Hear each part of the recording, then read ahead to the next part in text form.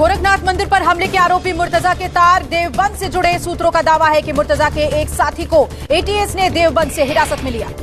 बताया जा रहा है कि मुर्तजा कुछ दिन पहले देवबंद आया था। देवबंद में मुर्तजा किससे मिलता था, एटीएस पड़ताल करने में जुटी। आरोपी मुर्तजा को लेकर एक और खुलासा। एटीएस के मुताबिक एक कट्टरपंथी व्हाट्सएप ग्रुप चलाता था मुर्तजा के ग्रुप से नेपाल तक लोग जुड़े थे। एटीएस ने ग्रुप से जुड़े कई लोगों को शामली, संभल, नोएडा से हिरासत में लिया।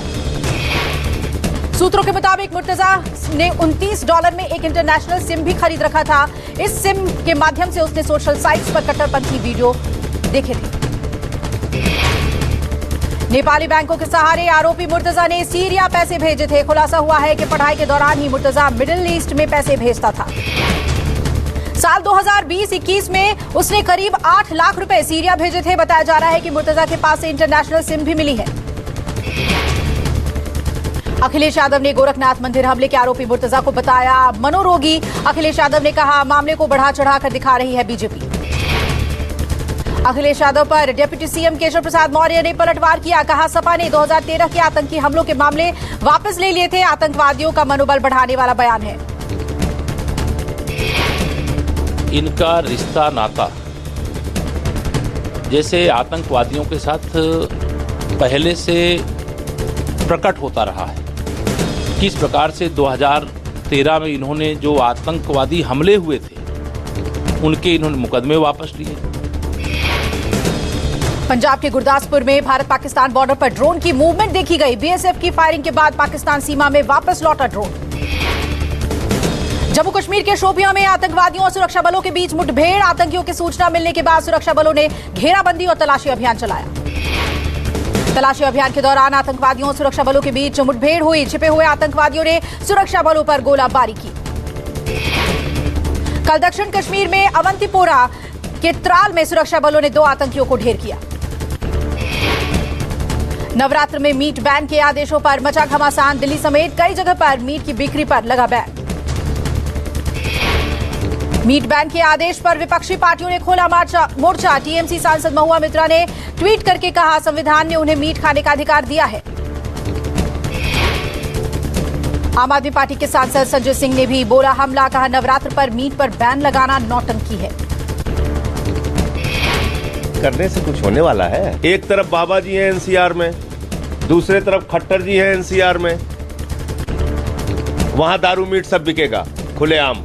तो ऐसी मूर्खतापूर्ण बातों का कोई मतलब है? ड्यूरिंग नवरात्रा जब हम अपने घरों में लहसुन प्याज भी नहीं खाते, उसको भी बैन कर देते हैं। और 99% दिल्ली में लहसुन प्याज यूज नहीं होता है नवरात्रों के दौरान।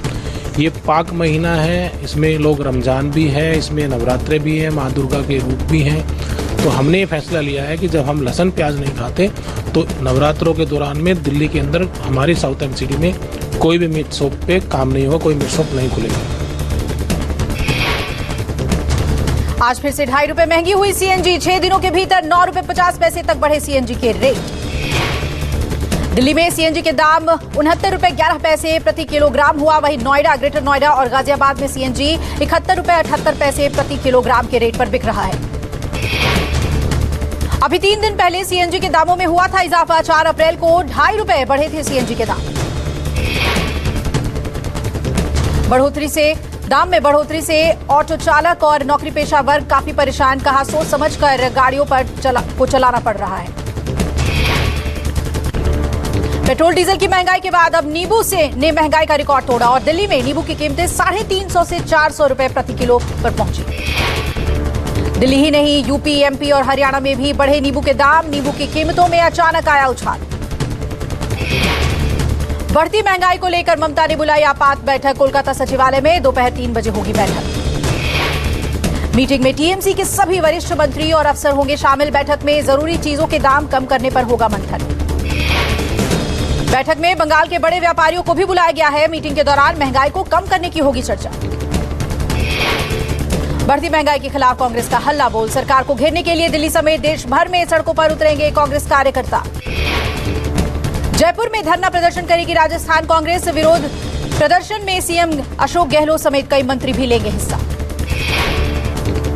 महंगाई के खिलाफ मुंबई में भी कांग्रेस जोरदार प्रदर्शन करेगी। दोपहर 3 बजे से मोर्चा निकालेंगे कांग्रेस। आज आर्थिक मामलों की कैबिनेट समिति की बैठक, पीएम मोदी की अध्यक्षता में होगी बैठक। शाम 6:30 बजे हो सकती है बैठक। बिहार के बोचहा में होने वाले विधानसभा चुनाव से पहले आरजेडी नेता तेजस्वी ने सीएम नीतीश पर कसा तंज। कहा, सीएम रूस के राष्ट्रपति पुतिन से मांग रहे विशेष राज्य का दर्जा।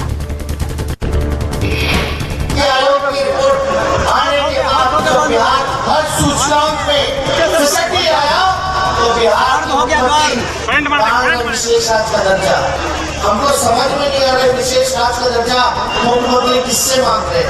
रशिया के राष्ट्रपति पुतिन से मांग रहे हैं। बोचहा के चुनावी सभा को संबोधित करते हुए तेजस्वी ने कहा, बिहार और केंद्र दोनों जगह नीतीश कुमार की सहयोगी सरकार है, फिर सीएम किससे विशेष राज्य की मांग कर रहे हैं? नीतीश कुमार के सीएम पद छोड़ राज्यसभा जाने की चर्चा को फिर मिली हवा। खनन मंत्री जनक राम ने कहा, नीतीश का राष्ट्रपति बनना बिहार के लिए गौरव की बात होगी। मुझे लगता है कि बिहार से अगर राष्ट्रपति बनने का सौभाग्य प्राप्त हुआ तो बिहार की जनता को ये खुशखबरी हो कि ऐसा अवसर ईश्वर ने दे। अगर ऐसा होता है तो बिहार के लिए एक बहुत बड़ी खुशी की बात होगी। हाजीपुर में एक अस्पताल के उद्घाटन कार्यक्रम के दौरान खनन मंत्री जनक राम बोले, नीतीश कुमार के जाने के बाद बिहार को संभालने वाले नेताओं की कमी नहीं है। फोन टैपिंग मामले में एनसीपी नेता एकनाथ खड़से से पूछताछ करेगी पुलिस। कोलाबा पुलिस स्टेशन में किया गया तलब। सीनियर आईपीएस अधिकारी रश्मि शुक्ला के खिलाफ चल रहे मामले में खड़से से पूछताछ करेगी पुलिस। शामली में अवैध कब्जों पर चला प्रशासन का हथौड़ा। सपा विधायक चौधरी नाहिद हसन के चाचा की अवैध कॉलोनी पर चला बुलडोजर, 3 प्लॉट को किया गया ध्वस्त। लखनऊ में अवैध निर्माण पर ताबड़तोड़ चल रहा है। सीएम योगी का बुलडोजर, ठाकुरगंज में अवैध निर्माण को किया गया ध्वस्त।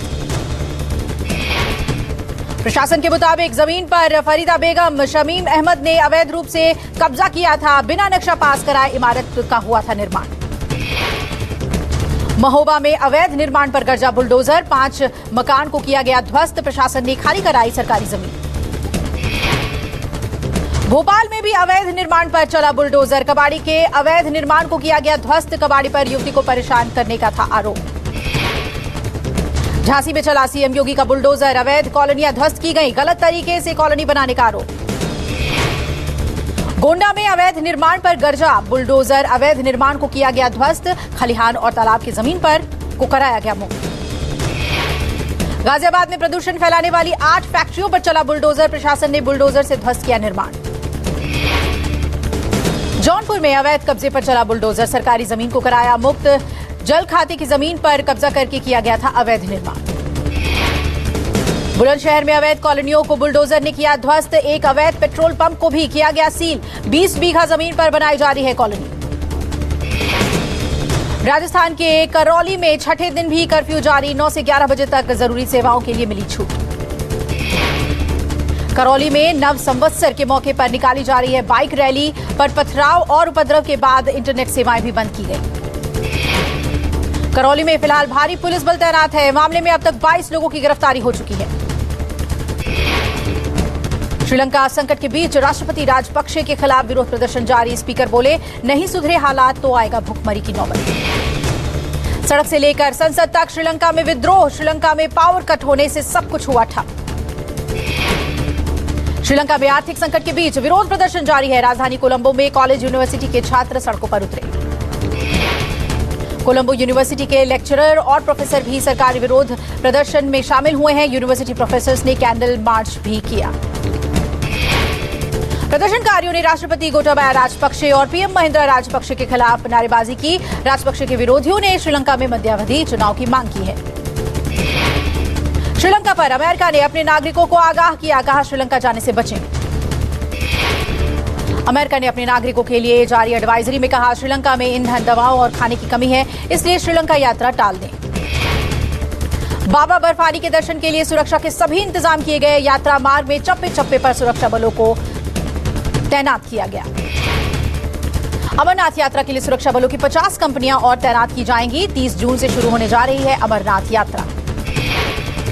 अयोध्या में 16 अप्रैल से शुरू होगी राम जन्मभूमि की 84 कोसी परिक्रमा। 2 साल से बंद थी यात्रा। 84 कोसी परिक्रमा 5 जिलों से होकर गुजरेगी। 23 दिनों के परिक्रमा का समापन 8 मई को हो जाएगा। ओमिक्रॉन के नए सब वेरिएंट XE की भारत में एंट्री, बीएमसी का दावा। ओमिक्रॉन के XE वेरिएंट का पहला केस मुंबई में मिला। बीएमसी के दावे को स्वास्थ्य मंत्रालय ने किया खारिज। स्वास्थ्य मंत्रालय के मुताबिक नए वेरिएंट मिलने की अभी तक कोई पुष्टि नहीं। देश में तेजी से कम हो रहे हैं कोरोना के नए मामले। 24 घंटे में कोरोना के 1033 नए मरीज मिले। आंकड़ों के मुताबिक एक दिन में 43 लोगों की हुई मौत। एक्टिव मरीजों की संख्या घटकर 11,639 हुई। एक दिन में 15,37,314 लोगों को लगी वैक्सीन और अब तक 185 करोड़ से ज्यादा खुराकें दी जा चुकी हैं। पंजाब सरकार ने नशा तस्करों के खिलाफ चलाई मुहिम। नशा विरोधी हेल्पलाइन नंबर किया जारी। नशा तस्करों को पकड़ने के लिए लोगों से मांगी मदद। शहीद भगत सिंह नगर पुलिस ने नशा विरोधी हेल्पलाइन कर कहा, नशा तस्करों को किसी भी कीमत पर छोड़ा नहीं जाएगा। भोजपुर में दबंगों ने एक परिवार पर बरपाया कहर। परिवार के सदस्यों की जमकर पिटाई की। कई लोग हुए गंभीर रूप से घायल। वीडियो हुआ वायरल। पुलिस ने कई लोगों को गिरफ्तार कर लिया है। पुलिस के मुताबिक कुछ दिन पहले हुए आपसी विवाद के कारण दबंगों ने पीड़ित परिवार के साथ मारपीट की। मध्य प्रदेश के अनूपपुर में एक मां ने अपने बच्चे को मौत के घाट उतारा। डीएनए टेस्ट से बचने के लिए गला दबाकर ली मासूम की जान। पुलिस ने आरोपी महिला को गिरफ्तार किया। पूछताछ के दौरान महिला ने अपना जुर्म कबूल कर लिया। मध्य प्रदेश के बालाघाट में जादू टोने की आशंका में 2 मासूम बच्चियों की हत्या। नहर में मिला दोनों बच्चियों का शव। पुलिस ने आरोपी चाचा को किया गिरफ्तार। पूछताछ के दौरान आरोपी ने अपना जुर्म कबूल किया। शाहिद कपूर ने शिल्पा शेट्टी, मृणाल ठाकुर के साथ किया funny dance. Video social media पर तेजी से हो रहा है वायरल।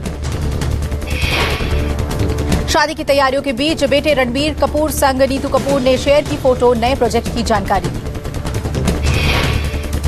फिल्म RRR ने की जबरदस्त कमाई। 1000 करोड़ के करीब पहुंची RRR। टीम ने मुंबई में दी धुआंधार पार्टी।